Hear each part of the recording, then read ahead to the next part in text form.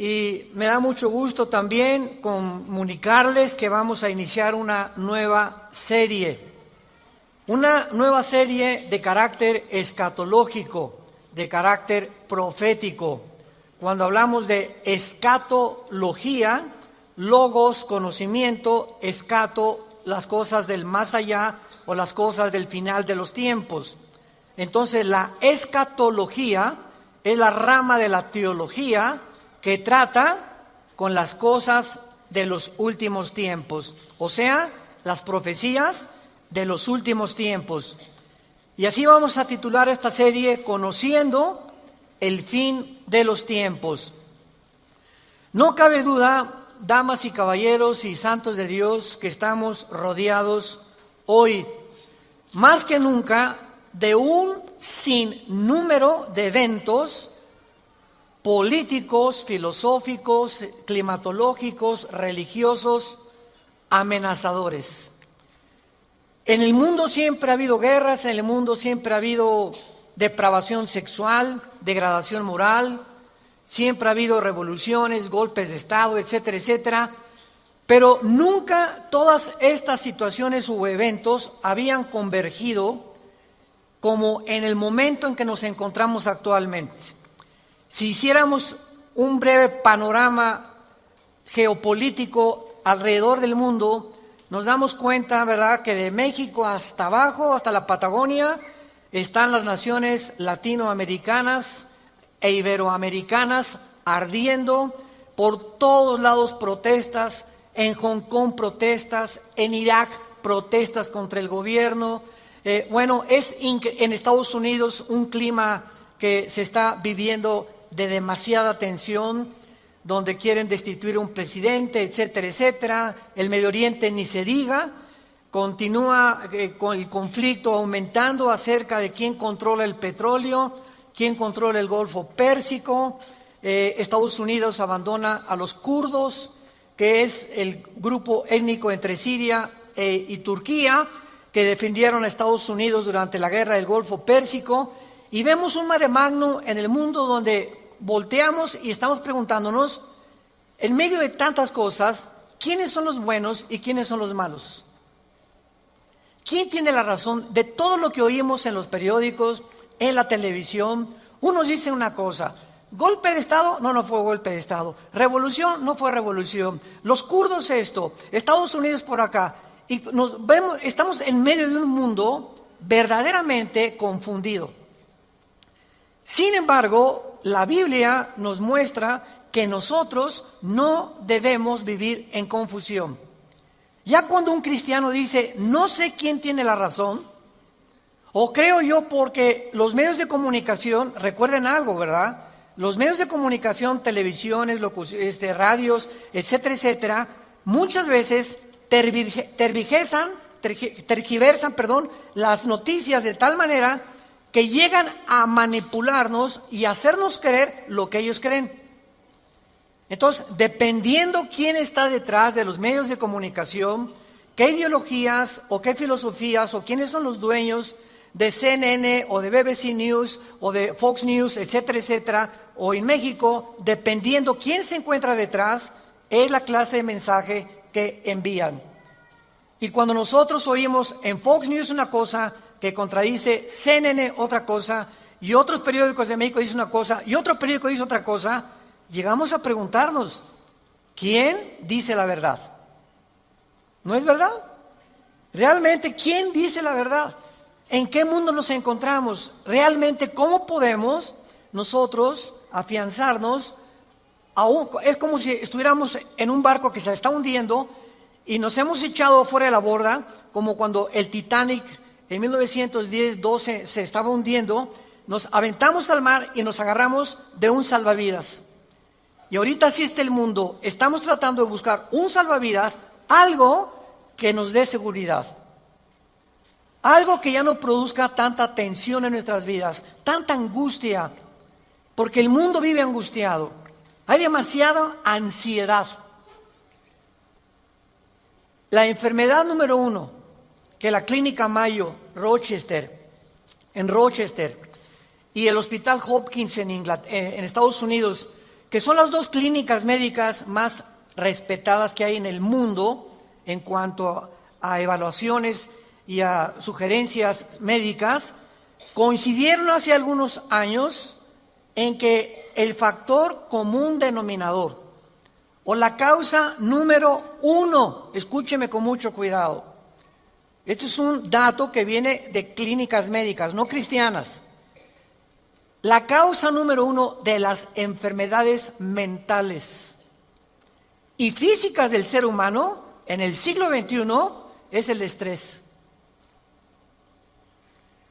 El estrés es un estado de angustia, un estado de tensión, de ansiedad interna que no te deja vivir y que te hace que estés enojado contra el gobierno, enojado con tu papá, con tus hijos, etcétera, etcétera. Ves a toda la gente con recelo, no confías de nadie, te vuelves amargado, te vuelves amargada. Y es el estado interno al que el ser humano está llegando porque hay demasiados conflictos en el mundo, demasiadas noticias. Estamos oyendo con el iPhone qué pasó en Irak, qué pasó en el Medio Oriente, qué pasó por acá, mis amigos, mis amigas, y llega un momento en que el ser humano ya no tiene paz. Ayer en el Congreso de Pastores que tuvimos en México, llegaron una familia a consultarme. Él es pastor, su esposa lo acompaña hace mucho tiempo, y me dice: Armando, quiero decirte una cosa. Tenemos un programa de televisión en Sudamérica y un programa de radio. Y el otro día estaba radiando unas noticias, me dice la esposa, y ¿sabes una cosa? Que de repente se me olvidó todo. Entré en un estado de amnesia en el que ya no sabía ni quién era yo. Algo me pasó en las neuronas de mi cerebro que se me fueron todas las ideas. Y duré como 1 o 2 días, mi esposo asustadísimo, ¿qué me habrá pasado? No fue un golpe, no tuve un trauma, y se me fueron todas las ideas. Inmediatamente le contesté y le dije: eres una mujer demasiado estresada. Y hay una autora inglesa que les recomiendo, ahorita mi esposa está devorando todos sus libros, que se llama Carolina Leaf, L-E-A-F, Leaf. Esta autora inglesa es neuróloga, pero es cristiana, y está haciendo los últimos descubrimientos del cerebro, de las neuronas, de la manera como afecta el estrés. Y en ese momento, cuando tú estás demasiado estresado y tienes demasiadas presiones, y los niños, y el esposo, y el falta de trabajo, y el buen fin, o lo que tú quieras mencionar, algo le pasa.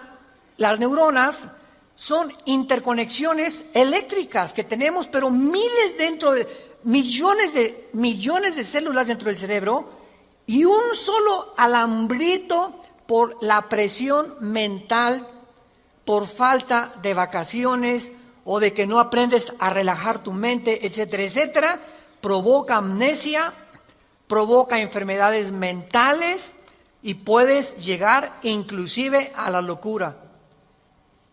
Esto es impresionante, porque es como un árbol lo que tenemos aquí adentro. Y ella está descubriendo que cuando tienes pensamientos negativos, las neuronas se unen más rápido. Esto es increíble porque así nos diseñó Dios. Y cuando tenemos pensamientos negativos, las neuronas comienzan a tratar de desconectarse y vienen zonas negras en el cerebro que te impiden pensar coherente y lógicamente. Qué interesante que Filipenses 4:8 diga en la Biblia: en esto pensar todo lo que es bueno, todo lo que es justo, todo lo que es buen hombre, ocupa tu mente pensando cosas positivas. Porque la gente que está continuamente pensando el mal, o qué mal hacer, o estar negando a Dios en su mente, algo afecta las neuronas del cerebro científicamente. Y cuando venimos a la Biblia nos damos cuenta, ¿verdad?, que se están derrumbando todas las ideologías. El comunismo ya no es el comunismo, porque el comunismo que yo practiqué, por ejemplo, ustedes muchos saben que antes de que yo fuera cristiano, fui comunista, fui ateo. A los 12 años me decepcioné de la religión que nos inculcaron y llegué a negar a Dios. Las religiones son un engaño, todas quieren explotar a la gente. Esos eran mis pensamientos.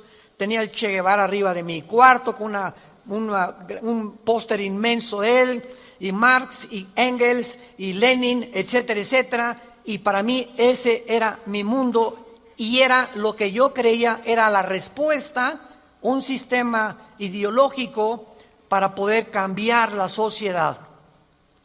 Sin embargo, cuando descubrí, ¿verdad?, que este sistema era completamente contradictorio, como se demostró en 1990, que cayó el comunismo en Europa, cuando Mikhail Gorbachev confesó que era una ideología.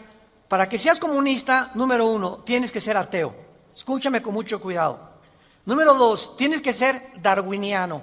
O sea, tienes que creer que al morir no hay nada. Que vas a la tierra y que no hay Dios y ahí acabó. No hay otra vida, no hay mundo espiritual, no hay ninguna otra dimensión. Número 3, tienes que ser humanista, no humanitario, humanista. O sea, tienes que creer que el hombre tiene las respuestas para sus problemas. Ese es el humanismo. Cuando creemos que nosotros podemos resolver la pobreza, las injusticias, etcétera, etcétera. Que es la historia del fracaso de la Liga de las Naciones Unidas, la OTAN, la OEA, llámale como quieras. El hombre es incapaz de resolver los problemas que van más allá de nuestra capacidad para resolverlos. Ese es el humanismo. Entonces, si no hay esta plataforma, no eres comunista, es una mentira. Y ahora los últimos comunistas o los últimos demócratas o los últimos que han tratado de implementar diferentes sistemas de pensamiento, se dan cuenta que están ya mezclando una ideología, comunismo con democracia, con capitalismo, porque no ha funcionado. Porque es la confusión a la que hemos llegado. Y como dijo Don Teofilito en México, ni lo podremos alcanzar jamás. Porque no hay ningún sistema de gobierno perfecto. Decía Winston Churchill, entre los sistemas de gobierno, el mejorcito es la democracia, pero no es perfecta tampoco. ¿Por qué? Porque somos seres humanos que necesitamos a Dios. Necesitamos a Dios. Necesitamos una guía, necesitamos un manual, necesitamos una luz. Y por eso el mundo está perdido completamente. Me decía el otro día un piloto que es vecino de la casa de ustedes donde vivimos, de American Airlines, me decía: Armando, le digo, oye, cuando tú vas en el avión allá a 10,000 metros, 10 kilómetros arriba de la superficie de la Tierra, 33,000 pies, 35,000 pies, ¿cómo le haces para saber si no vas para acá o no vas para acá? O vas subiendo o vas bajando, porque la cabina del piloto es pues muy poquita, nada más ve lo que está enfrente. Me dice: Armando, sería imposible que nosotros piloteáramos sin instrumentos. Los instrumentos nos muestran claramente la dirección que vamos a llevar, a qué altura estamos, etcétera, etcétera. Sin instrumentos, un capitán de un barco en medio del océano no sabría cuál es el norte, el sur o a dónde irse si no tuviera una brújula. Y así nosotros no sabemos a dónde ir si no tenemos instrumentos, si no tenemos un mapa que nos ha dejado Dios, que se llama las Sagradas Escrituras. Y haríamos bien en estar atentos a este libro como una antorcha que alumbra en lugar oscuro, hasta que el lucero de la mañana salga en nuestros corazones. Vamos pues a abordar este tema y esta serie, porque ante todos los eventos que está el mundo atravesando actualmente, que amenazan nuestra tranquilidad, nuestra familia, nuestro futuro, provocan ansiedad, angustia. ¿Qué pasa si pierdo el trabajo? ¿Qué pasa si el peso pierde más valor ante el dólar? Si cae el petróleo, si viene un gobierno en México, o si viene una guerra nuclear. Todas estas cosas producen ansiedad, producen incertidumbre. producen intranquilidad. Y Dios no quiere que vivamos así. Dios quiere que en medio de este mundo tengamos una esperanza, tengamos una seguridad de que las cosas van a mejorar. Que lo mejor de nosotros está por delante. Y que aunque el mundo sea cubierto de tinieblas, en nosotros debe haber luz. Porque somos la familia de Dios. Que dio a su Hijo en una cruz hace 2000 años para que pudiéramos comprender el mensaje del Evangelio, de las buenas noticias, de la gracia de Dios en su Hijo Jesucristo. Podemos saber exactamente, y este es el tema que vamos a abordar en toda esta serie, podemos en la Biblia encontrar datos, información que nos digan en qué tiempo de la historia nos encontramos. ¿Podríamos realmente decir con seguridad nos encontramos a 10 años de que Cristo venga, o a 5 años de que Cristo venga, o nos encontramos al borde de un caos nuclear, o estamos en la orillita de la autodestrucción del ser humano? Esta información se encuentra en este libro, porque cuando comienzas a escudriñar este libro y nos comenzamos a ver que Dios nos comienza a despejar incógnitas y los velos negros que nos impiden ver hacia adelante comienzan a ser quitados por la luz del Espíritu de Dios, comenzamos a caminar con confianza en la vida. Si yo estoy en una cueva oscura, yo no sé si dar un paso por acá porque no veo, está tan oscuro que a lo mejor está ahí un murciélago o una roca o algo, pero si alguien me da una lámpara, ¿qué hace la lámpara? Inmediatamente me alumbra 4, 5, 10 metros hacia adelante. Y con esa lámpara puedo caminar con confianza porque voy viendo dónde voy pisando. ¿Correcto? Bueno, así es exactamente en el mundo espiritual. El mundo ahorita no tiene lámpara, están así. ¿Será melón? ¿Será sandía? ¿Será, ya sabes quién?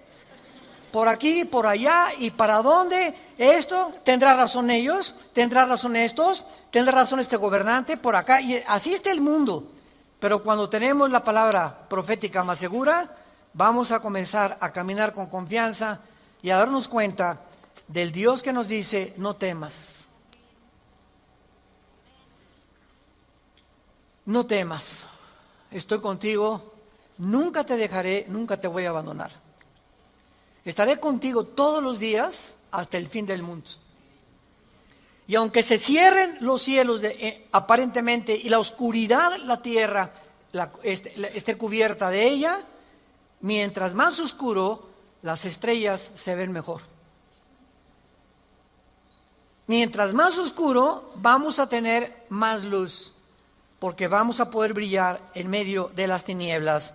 Claro que la Biblia nos va a revelar todos estos sucesos y calamidades antes de que sucedan, para que cuando sucedan corroboremos, comprobemos, confirmemos que Jesús tuvo realmente la razón y que Él es el Hijo de Dios.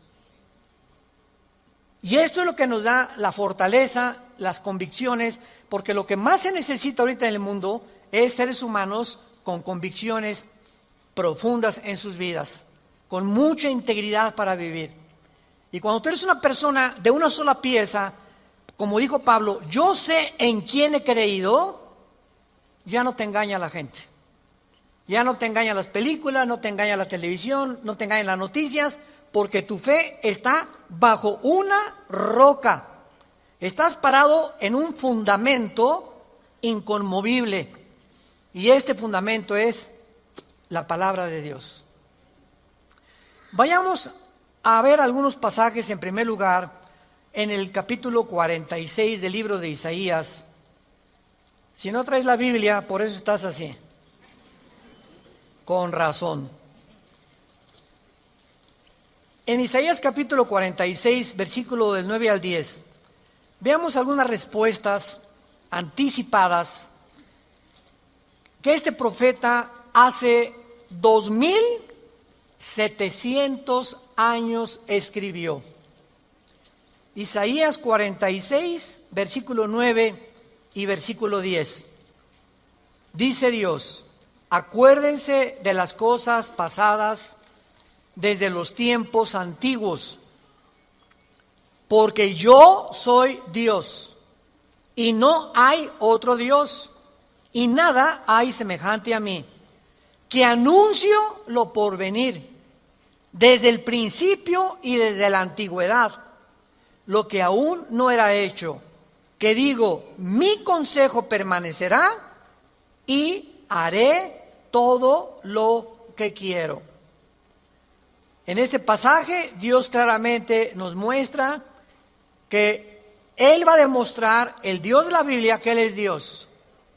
Y que todos los demás dioses, ¿verdad?, no son realmente más que ídolos, y aunque detrás de todo esto hay criaturas espirituales que se le llama dioses en la Biblia, Él es el Elohim de los Elohim. Él es el Dios de los dioses, Él es el rey de todos los demás súbditos que ocupan el universo.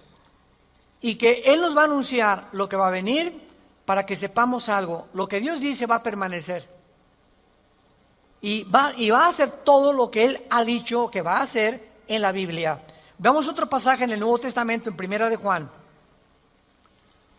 Antes del Apocalipsis está Primera de Juan, para que no andes por el Éxodo. En Primera de Juan, capítulo 4, versículos 5 al 6, el apóstol, el último de los apóstoles de Jesucristo, que murió a los 93, 92 años de edad, fue el último que murió de ellos, escribe, Primera de Juan 4, del 5 al 6, ellos son del mundo, siga con cuidado esta lectura, ellos son del mundo, por eso hablan del mundo, y el mundo los oye. Nosotros somos de Dios, el que conoce a Dios nos oye, el que no es de Dios no nos oye. En esto conocemos el espíritu de verdad y el espíritu de error. Tú prendes el radio y dices, ¿qué quiero oír? La charrita del cuadrante. Bueno, porque eso es lo que quieres oír. Pero al mismo tiempo tu apartito de tu radio tiene ondas y tiene FM, tiene AM y tiene como 50 estaciones más que tú puedes oír. En el FM 91.13, 1440, etcétera, etcétera, ¿verdad? Pero tú sintonizas lo que tú quieres oír. El mundo espiritual que nos rodea, ahorita aquí cerca de nosotros, todas estas ondas radiales y de video y de televisión están pasando junto a nosotros, pero ese aparatito las capta, son invisibles. Y el hecho que no las veamos no implica que no existen. Porque aquí están junto a nosotros, pero ese aparatito lo prendo y capta esa onda que yo quiero, o hay otra banda más chica, o hay otra más grande, pero capta, repito, la estación que tú quieres bajar del mundo invisible. Y así pasa en el mundo espiritual. ¿A quién quieres oír? ¿A Buda? ¿A Marx? ¿A Che Guevara? ¿A Lenin? ¿A los brujos? ¿A los astrólogos? ¿A quién estás sintonizando en tu mente? Ellos son del mundo. Si tú eres del mundo, vas a oír a los líderes del mundo, a los religiosos, a los brujos, a los que te han prometido que tienen alguna verdad. Y por eso tu vida está como está. Pero si tú quieres sintonizar la frecuencia de Cristo, entona a Cristo en la Biblia. Entonces, por la forma y a quienes oímos, podemos confirmar si somos o no somos hijos de Dios. El que es de Dios, oye a Jesús. Mis ovejas, Juan 10, oyen mi voz y me siguen. Y yo les doy la vida eterna. Y no oirán la voz del falso pastor. Y aquí se trata de tu destino eterno, de tu familia, de tu matrimonio, de tus hijos. Tienes que aprender a discernir la voz de Jesús. En medio de tantas voces en la televisión, en los programas, en los radios, en libros que hay que nos rodean por todos lados, ¿a quién estás oyendo? ¿A quién estás leyendo? ¿Qué tipo de lectura tienes? ¿Qué tipo de actividades tienes para saber si tú eres y tienes el espíritu de verdad o tienes el espíritu de error? Muy bien. En la Biblia tenemos tres principales fuentes de información de las profecías bíblicas. Esto es bien importante.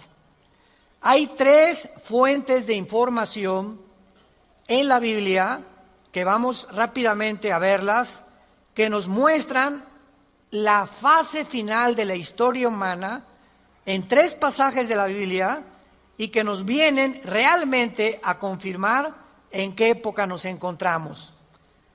Estas tres son, en primer lugar, el Sermón del Monte de Jesús, que se encuentra en Mateo 24, Marcos 13 y Lucas 21. ¿Cuál es el Sermón del Monte? Cuando los discípulos se acercaron a Jesús, dinos, ¿cuándo será la señal del fin del mundo? ¿Cuándo serán estas cosas y cuándo será la señal de que tú vas a regresar? Y ahí Cristo comienza a enumerar una serie de eventos y señales. Habrá guerras, falsos profetas, muchos van a ser engañados, pestes, terremotos, y será el principio de los dolores. La segunda fuente de información se encuentra en Primera de Tesalonicenses, capítulo 4, del 3 al capítulo 5, versículo 4. Esta revelación la compartió el apóstol Pablo de los últimos tiempos. Y la tercera revelación acerca de los últimos tiempos la encontramos en el libro del Apocalipsis, del capítulo 5 al capítulo 19. En estos capítulos se encuentra claramente todo lo que la planeta Tierra y la humanidad va a atravesar. Ahora, muy bien, cuando estudiamos estos pasajes, podemos concluir que efectivamente vendrán tiempos difíciles al mundo, sorpresivos y amenazadores, que es de lo que hemos estado hablando en los últimos 10, 15 minutos. Nadie puede negar que vivimos en un mundo conflictivo, amenazador, que ha llenado al mundo, a los seres humanos, de ansiedad, de intranquilidad, de falta de paz, de suicidios, de mejor me quito la vida, o me emborracho, o me drogo. ¿Por qué los jóvenes se drogan?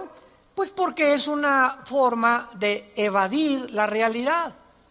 La realidad para muchos jóvenes es tan negro y tan negro lo que se ve en el mundo que ya no quieren o no creen que pueden atravesar esa cortina oscura, no creen que hay una luz detrás y se enfrentan a un mundo que parece que se los está comiendo, tragando, y prefieren salir de este mundo. Los que se drogan, ¿por qué se drogan? Los que se emborrachan, ¿por qué se emborrachan? Porque la realidad es tan cruda que no la quieren enfrentar en sus 5 sentidos. Entonces, detrás de cada persona drogadicta, alcohólica, etcétera, etcétera, se encuentra un conflicto interno espiritual. Porque como en el área forense, cuando tú estudias, yo recuerdo que hubo una época en mi vida que comencé a estudiar criminología, dactiloscopía y balística. Quería ser detective, imagínense. Siempre me ha gustado la investigación. Y me dio unos meses por meterme y compré libros, etcétera, etcétera. Y siempre cuando en esa área te involucras, los detectives o los investigadores siempre están buscando el motivo por el cual alguien le quitó la vida a la otra persona. Porque siempre hay un motivo del que cometió fraude. El motivo de por qué mató a su mamá. El motivo por qué abandonó a su esposa. Siempre detrás de cada acción hay un motivo.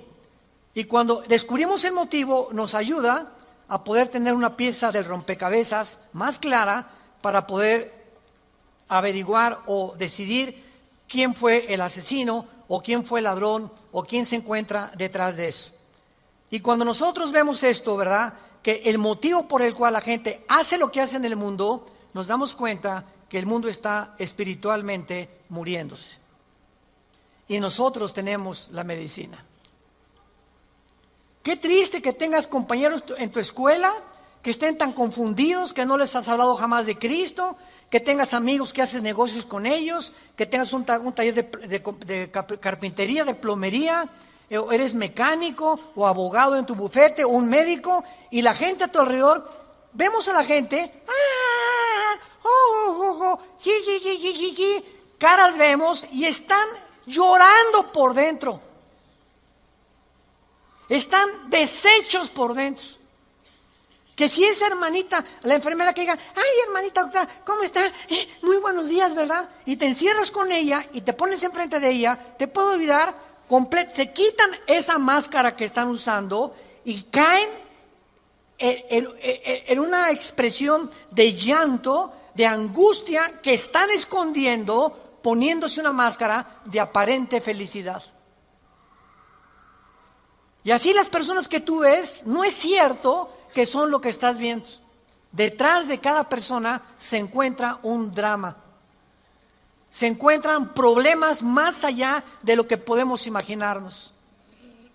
Así que nosotros tenemos la respuesta y la medicina, qué estamos haciendo con ella, y vamos a dar cuentas en la otra vida de todas las cosas que nunca cumplimos en la palabra de Dios al compartir el mensaje de Jesucristo.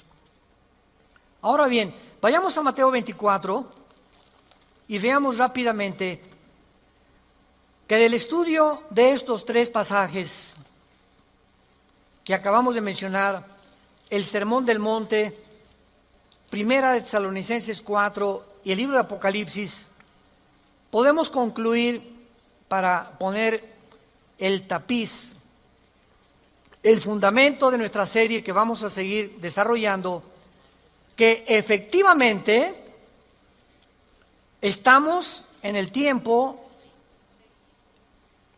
de eventos muy amenazadores, sorpresivos, y aunque nosotros los cristianos no querramos ver, ni vamos a estar, esto está garantizado, nosotros no nos vamos a encontrar en los acontecimientos del libro del Apocalipsis.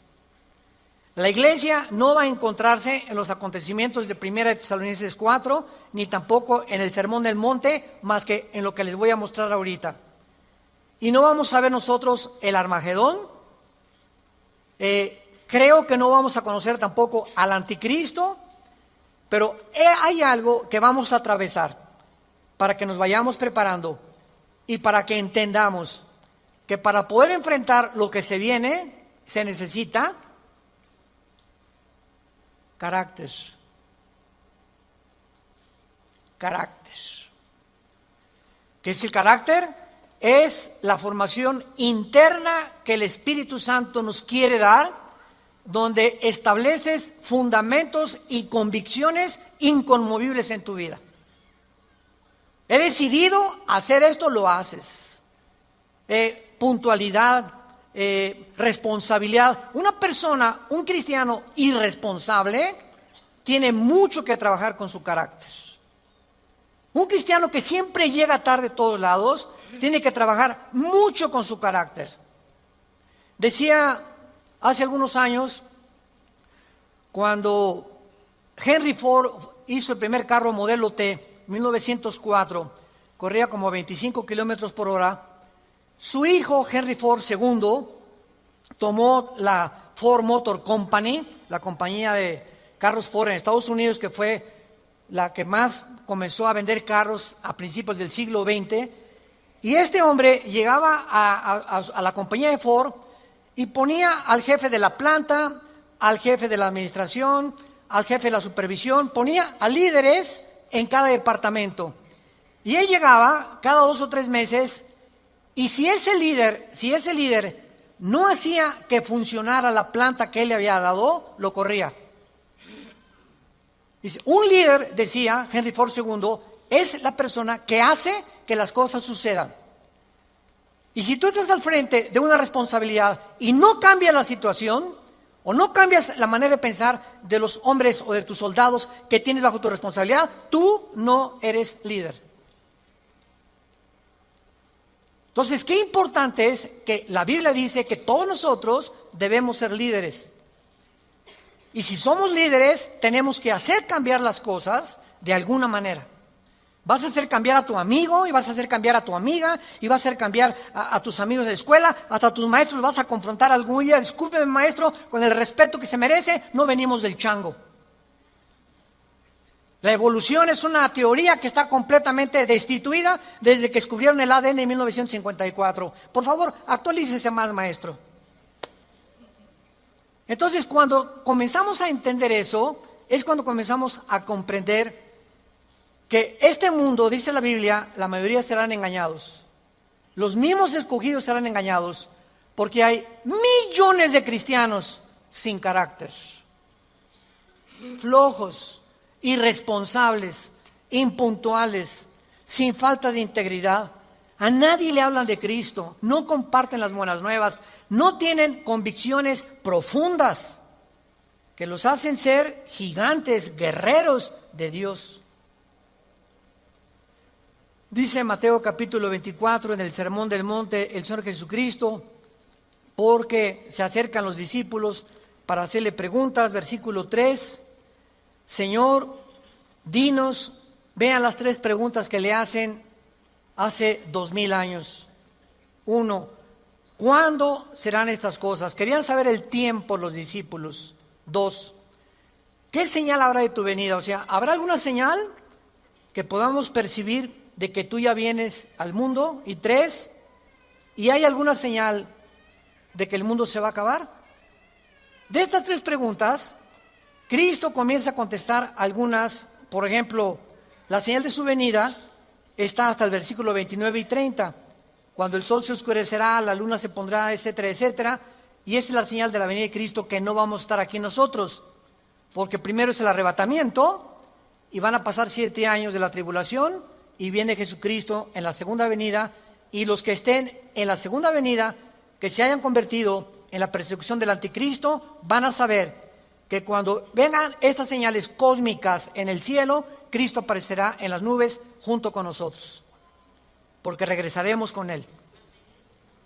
Pero lo que me interesa compartirles es el versículo 6 en adelante, que es lo que nos atañe a la generación que estamos viviendo. Oirán de guerras y rumores de guerras.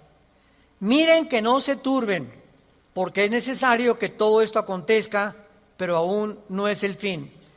Porque se levantará nación contra nación y reino contra reino, y habrá pestes y hambres y terremotos en diferentes lugares. Muy bien, si leemos solamente el versículo 6, oirán de guerras y rumores de guerras, toda la historia han sido esto, ¿no es verdad? Desde que Caín asesinó a Abel, que Caín asesinó a su hermano Abel, toda la historia, de acuerdo, lo quieres apuntar, al Instituto para la Investigación para la Paz, en Suecia, Estocolmo, dictaminaron que de los 6,000 años aproximadamente de historia que tenemos, de 6,000 años, solamente ha habido 25 años de paz. La historia humana es una historia de guerras, guerras, guerras, guerras, guerras, guerras. En 6,000 años, 25 años de paz. O sea, siempre ha habido conflictos, revoluciones, golpes de Estado. Es la historia de nosotros. Pero entonces ahí podríamos quedar confundidos. Oye, Señor, ¿de qué estás hablando? Siempre ha habido guerras. Versículo 7, Él lo explica. Porque se levantará nación contra nación y reino contra reino. Esto, una guerra mundial, una guerra de carácter internacional, donde se involucraron 3 o 4 naciones contra 3 o 4 o 5 naciones, nunca sucedió hasta 1910, la Primera Guerra Mundial. Ahí fue la primera vez en la historia que sucede una guerra de carácter internacional a través de toda la historia. Y casi 30 años después, la Segunda Guerra Mundial. Entonces, con esto nos situamos nosotros en una plataforma bastante sólida y podemos entender que cuando Jesús dice, se levantará nación contra nación y reino contra reino, y habrá pestes, porque las guerras producen pestes, plagas, ¿verdad? Enfermedades, calenturas, hambres, terremotos. Señor, siempre ha habido terremotos, ok, claro, siempre ha habido terremotos, pero de acuerdo al Instituto Sismológico de Boulder, Colorado, que es uno de los institutos más prestigiados en el mundo para detectar terremotos, desde 1976 hasta el 2010 han aumentado 70% los terremotos en el mundo. 70% han aumentado. Es a lo que Cristo está diciendo, que iban a aumentar cada vez más los terremotos, etcétera, etcétera. Versículo 8. Y todo esto,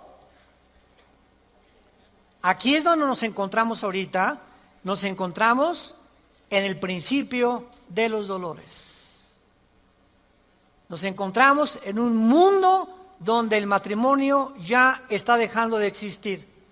En un mundo donde el ser humano está contagiado e infectado filosófica, religiosa, política, económicamente. Unos voltean por acá, ¿dónde estará la solución? Voltean a sus ídolos, otros consultan muertos, otros consultan espíritus, otros etcétera, etcétera. Es impresionante a donde el mundo se encuentra actualmente. Impresionante. Y esto es precisamente lo que Jesucristo nos quería decir para que estemos preparados. Ahora, muy bien, después de estos principios de dolores, nos vamos. Adiós, mundo cruel. Adiós, mi perro fido, adiós, adiós, mundo cruel. Ya nunca te veré. Después de este principio de dolores, van a aumentar, imaginémonos, van a aumentar las catástrofes en el mundo y los terremotos y las plagas y las pestes y la confusión, que va a estar el mundo en un estado tan grande de confusión que va a pavimentar el camino para que se levante un hombre en el Medio Oriente que la Biblia le llama la bestia. De todos los animales que el Espíritu Santo buscó, las hienas, los leopardos, los osos, los leones, depredadores, no encontró el Espíritu Santo un hombre, un adjetivo para designar a este hombre, y por eso simplemente la Biblia le llama una bestia, un depredador, cruel, sanguinario, y su otro nombre es el anticristo. Todos los dictadores, síganme con cuidado, de la historia, todos han surgido de un mundo caótico. El caldo de cultivo para producir un dictador es que la situación se encuentre aparentemente sin solución. Corrupción, oscuridad, etcétera, etcétera. Y en medio de esto surgen hombres prometiendo mejorar las cosas. Hitler entró democráticamente. Stalin entró democráticamente. Saddam Hussein entró democráticamente. No es verdad que entren a través de un golpe de Estado los líderes, la mayoría entran a través del pueblo. Pero una vez que el pueblo los levanta, a ver quién los quita. Y en medio de esto es cuando el mundo va a ver en Europa que va a estar una oscuridad total en Europa. Ahorita la salida de Inglaterra de la Unión Europea, el Brexit famoso. Ahorita en Europa ya no existe, damas y caballeros, santos de Dios. Las únicas dos naciones que sobreviven en Europa es Alemania y Francia. España, Portugal, Grecia e Italia están hundidas económicamente, sin dinero para poder levantarse. Y no hay ninguna esperanza para estas naciones. Había el Fondo Monetario Internacional que lo estaba manejando Alemania, se les acabó el dinero ya. Y Francia está ayudando un poquito a Alemania. Y gracias a Dios que en Alemania la ministra Angela Merkel es cristiana. En todo el mundo es la única líder que sus padres fueron pastores y ella dijo en enero de este año, Europa tiene que regresar a Dios. Entonces, Alemania está sobreviviendo, Inglaterra se está yendo sin los impuestos que le pagan las naciones a la Comunidad Europea o a la Unión Europea, ya no va a haber forma de sostener una Unión Europea, que era el sueño de los europeos después de la Segunda Guerra Mundial. Y está el campo preparado para que surja el hombre, la bestia, el anticristo, el hijo de perdición, que la Biblia profetiza que se va a levantar y va a traer soluciones al mundo, va a resolver problemas de la pobreza, de la economía, de la política, ideologías, y el mundo se va a asombrar porque este hombre no va a ser un hombre normal. Va a ser un hombre poseído por un principado satánico. Lo hemos visto en otras conferencias en el libro del Apocalipsis. Ya no nos da tiempo para eso. Pero va a ser un hombre que va a hacer milagros sobrenaturales. Y va a tener a un compadre que en Apocalipsis 13 se le llama el falso profeta. Que va a ser, fíjense, un líder religioso unido a un líder político. El líder político, el anticristo, va a usar a un líder religioso para que el líder religioso convenza al mundo de ponerse la marca el 666. Y cuando el líder religioso convenza al mundo y haga milagros, este líder religioso, el anticristo lo va a matar. Y va a deshacer la ciudad de donde salga el líder religioso, y el anticristo, a la mitad de los 3 años y medio, va a proclamarse. Según Tesalonicenses capítulo 2, del 3 al 4, se va a proclamar que Él es Dios. Va a entrar al templo judío, va a violar el templo judío y va a hacer que el mundo lo adore como Dios. Pero, ¿será eso posible?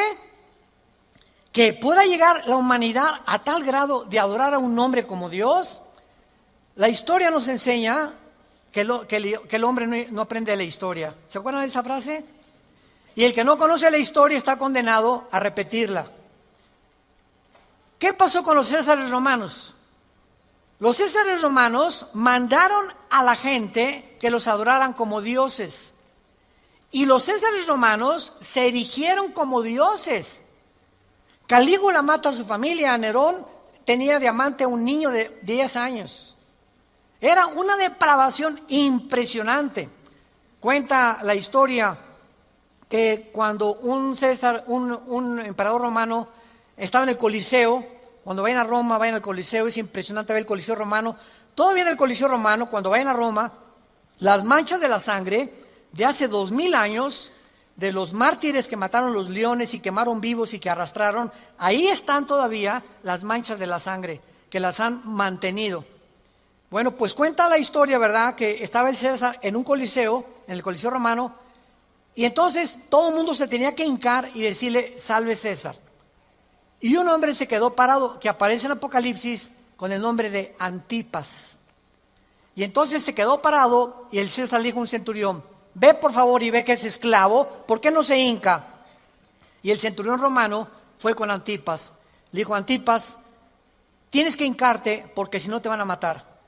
Y entonces, y además le dijo el centurión, te van a matar y ¿no ves que todo el mundo está contra ti?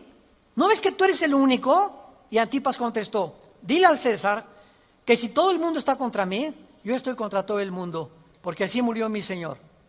Lo quemaron vivo en un balde grandísimo de aceite hirviendo. Y por eso Cristo le llama en Apocalipsis mi testigo fiel. Va a llegar un momento, santos de Dios, en que el mundo va a estar contra nosotros y ahí se van a denotar tus convicciones. Y si tus amigos están contra ti y tu familia está contra ti y el mundo está contra ti, nosotros estamos en contra de ellos. Porque nuestra fidelidad es al Hijo de Dios por los siglos de los siglos. Te damos gracias, Señor, por tu palabra.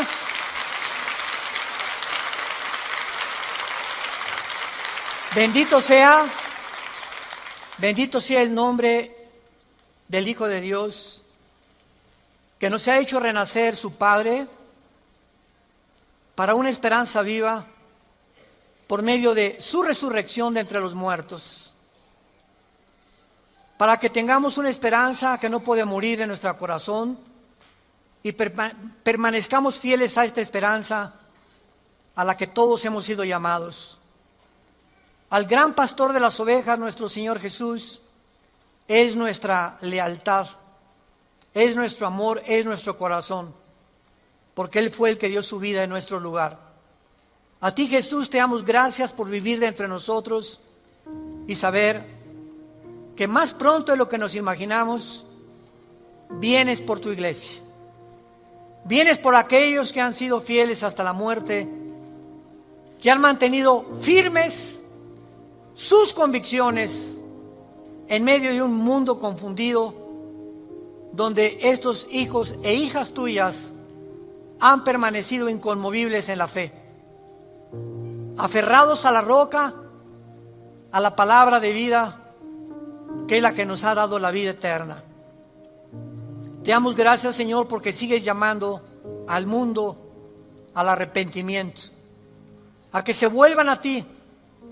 No somos dioses, somos seres humanos, agentes morales, débiles, vulnerables, irresponsables de todas nuestras acciones, pensamientos y palabras.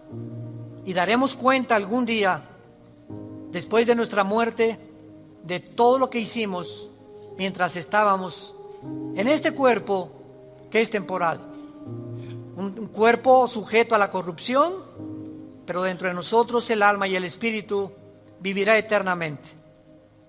Si tú esta mañana quieres invitar a Cristo y aún no estás seguro de que tienes la vida eterna o segura, dile simplemente estas palabras: Señor, te pido perdón por mis pecados.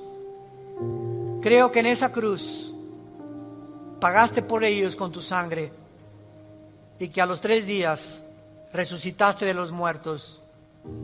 Y porque creo que vivo, te pido en este instante, Señor Jesús, que entres a mi vida como mi Señor y mi Salvador.